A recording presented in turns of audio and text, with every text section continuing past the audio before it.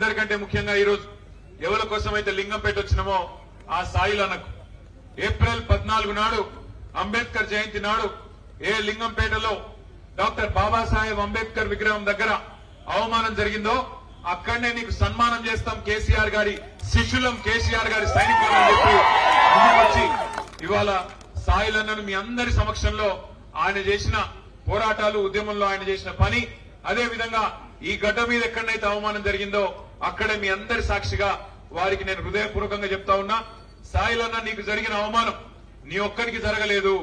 నీకు జరిగిన అవమానం తెలంగాణ ఉద్యమ బిడ్డలందరికీ, తెలంగాణలోని దళిత బిడ్డలందరికీ జరిగిన అవమానంగానే భావించి కేసీఆర్ గారి ఆదేశం మేరకు మేమందరం ఇక్కడికి వచ్చి ఇవాళ ఈ అంబేద్కర్ విగ్రహం సాక్షిగా చెప్తా ఉన్నాం. తప్పకుండా నీకు జరిగిన అవమానానికి అందరం కలిసి కట్టుగా బదులా తీసుకుందామా లేదా? తీసుకుంటాం, గట్టిగా కష్టపడతాం. తప్పకుండా ఈ దళిత వ్యతిరేక ప్రభుత్వాన్ని గద్దెదించేదాకా ఊకోమనే మాట కూడా నేను విజ్ఞప్తి చేస్తా ఉన్నా. ఒక్కసారి ఆలోచించమని కోరుతున్నా. ఇవాళ డాక్టర్ బాబాసాహెబ్ ఇక్కడ ఉన్నాడు, మనందరికీ దిశానిర్దేశం చేస్తా ఉన్నారు. ఆ బాబాసాహెబ్ రాసిన రాజ్యాంగం ఆధారంగానే, అందులో పొందుపరిచిన ఆర్టికల్ 3 ఆధారంగానే మనం రాష్ట్రం తెచ్చుకున్నాం. లేకపోతే ఎన్నటికీ వేరుపడే అవకాశం కూడా ఉండకపోతుండే ఆంధ్రప్రదేశ్లోకి వెళ్ళి. డాక్టర్ బాబాసాహెబ్ చెప్పిన మాట బోధించు, సమీకరించు, పోరాడు. అదే అంబేద్కర్ తత్వాన్ని వంట పట్టించుకున్న మన నాయకుడు లక్షల సంఖ్యలో ప్రజల్ని సమీకరిస్తూ తెలంగాణ రాష్ట్ర ఏర్పాటు అవసరాన్ని వాళ్లకు బోధిస్తూ ఎక్కడ ఏ సమస్య వచ్చినా తెలంగాణకు పోరాడుతూ బోధించు, సమీకరించు, పోరాడు అనే అంబేద్కర్ తత్వాన్ని వంట పట్టించుకొని ఆనాడు కేసీఆర్ గారు 14 ఏళ్ల పాటు ఆనాడు ఎత్తిన జెండా దించకుండా కొట్లాడితేనే బాబాసాహెబ్ రాసిన రాజ్యాంగం ఆధారంగా మీ అందరి పోరాట స్ఫూర్తితోనే తెలంగాణ వచ్చిన తెలంగాణలో ఆ మహనీయుని గౌరవించుకోవడానికి ప్రపంచంలో ఎక్కడా లేని విధంగా 125 అడుగుల అంబేద్కర్ విగ్రహాన్ని హైదరాబాద్ నడిబొడ్డున అక్కడ నిలువెత్తు విగ్రహాన్ని ప్రతిష్ఠించి జాతీయ స్థాయిలో, అంతర్జాతీయ స్థాయిలో పర్యాటకులను ఆకర్షించే విధంగా ఆ మహానాయకుడి గొప్పదనం ప్రపంచానికి తెలిసే విధంగా ఆయనను అద్భుతంగా గౌరవించింది కేసీఆర్ ప్రభుత్వం. అంతేకాదు డాక్టర్ బాబాసాహెబ్ అంబేద్కర్ పేరు తెలంగాణ సెక్రటేరియట్ కు పెట్టిన ఒకే ఒక్క ముఖ్యమంత్రి భారతదేశంలో కేసీఆర్. ఇంకెవరు కూడా ఈ భారతదేశంలో అంత గొప్పగా డాక్టర్ బాబాసాహెబ్ ని గౌరవించిన ముఖ్యమంత్రి ప్రభుత్వం లేదు. అంతటితో ఆగలేదు.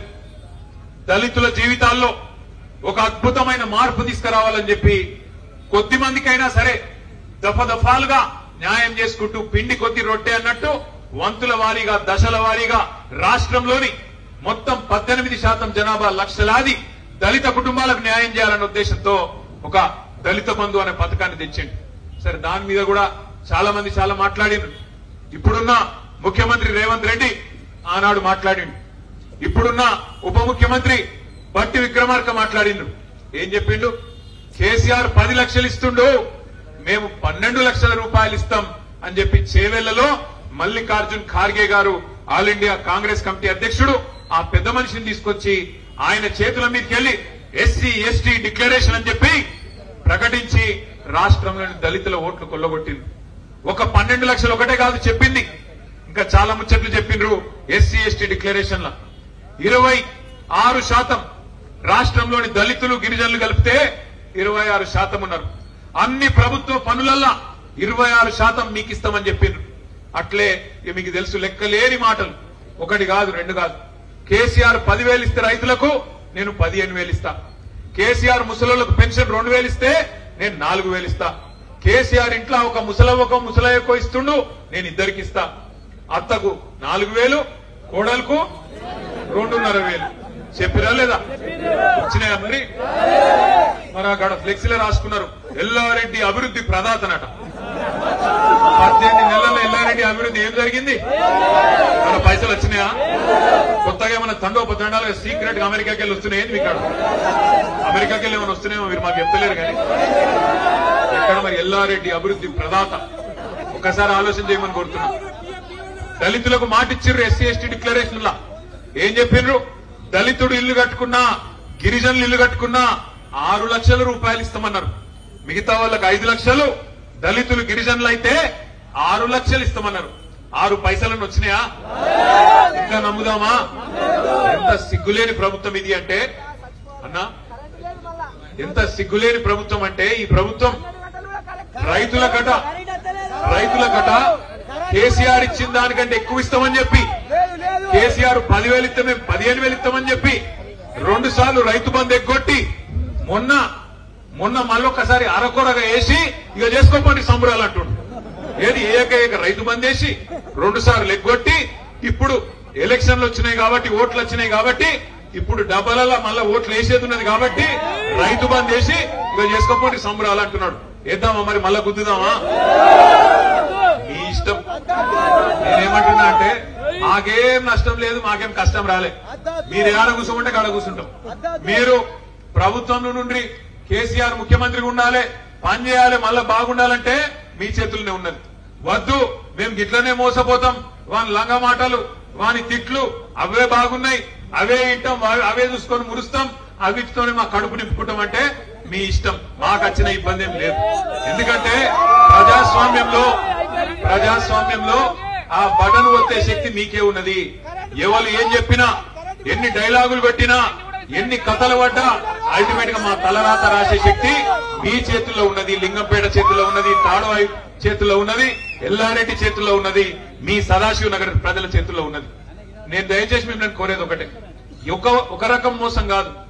కాంగ్రెస్ మేనిఫెస్టోనే ఈ శతాబ్దపు అతిపెద్ద మోసం. అది అభయ హస్తం అనే మేనిఫెస్టో ఈ శతాబ్దపు అతిపెద్ద మోసం.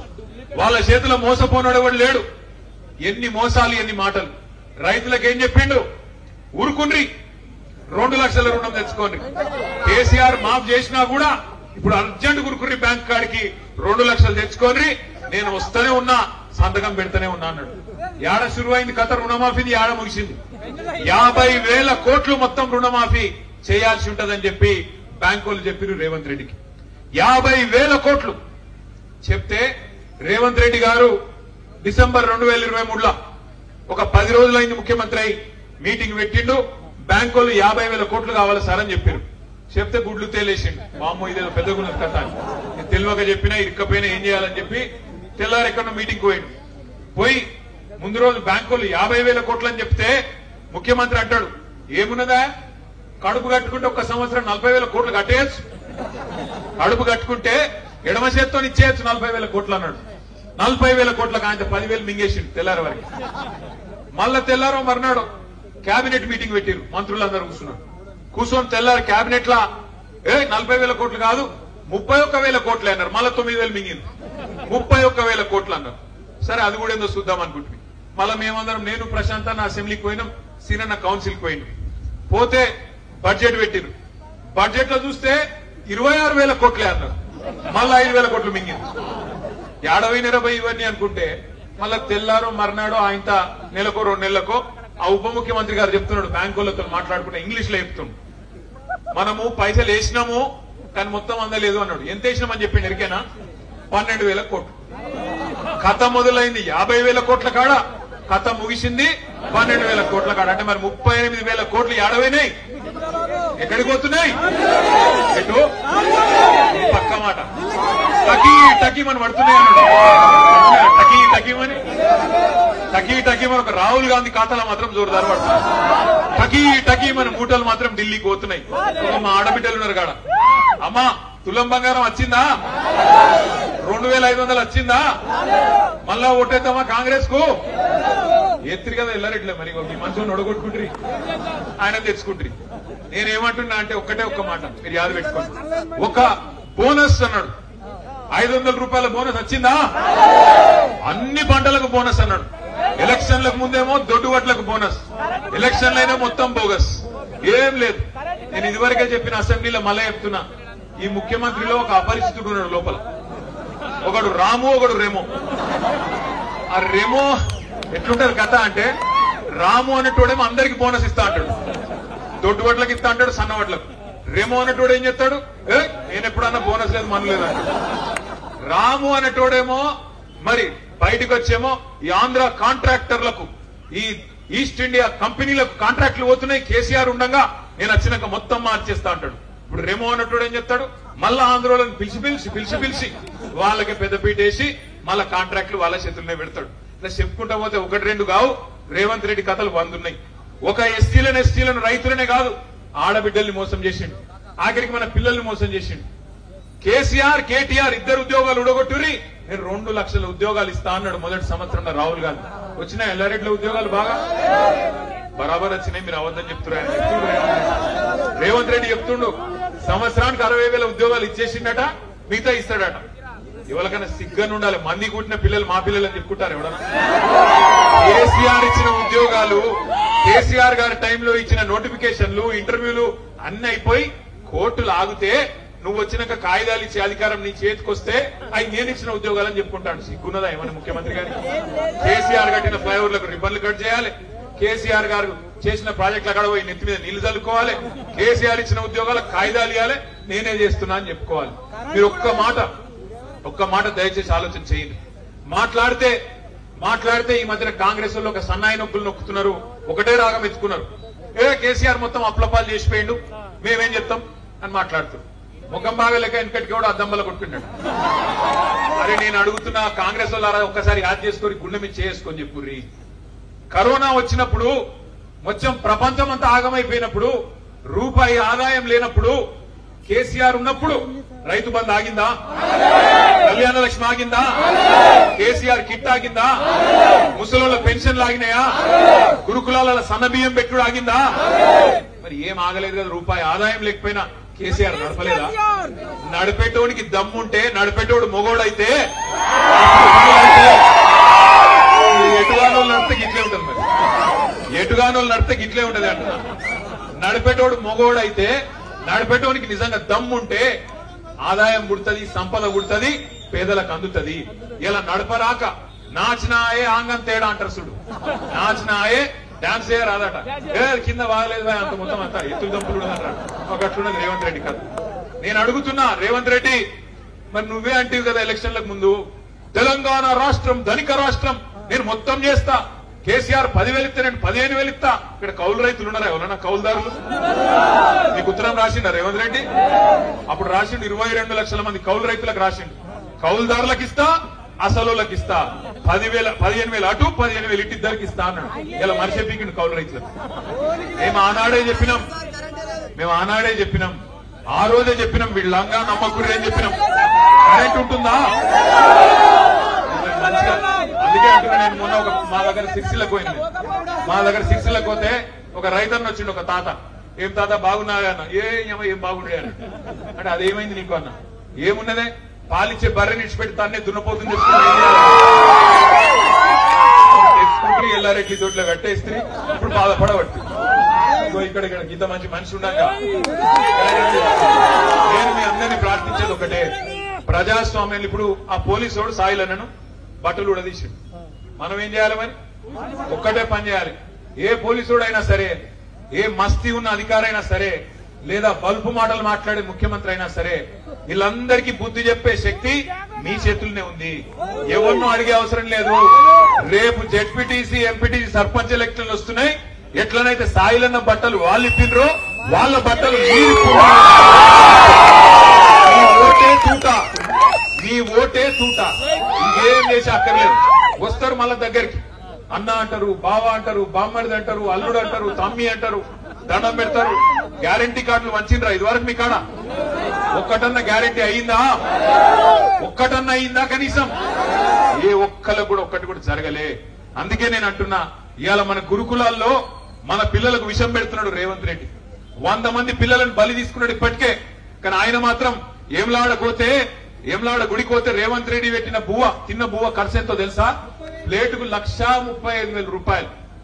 ఏం తినిపాడో నాకైతే తెలియదు. బంగారం తినడా, వాడు వెండి తినడా? ఒక ప్లేటుకు 1,35,000 అట.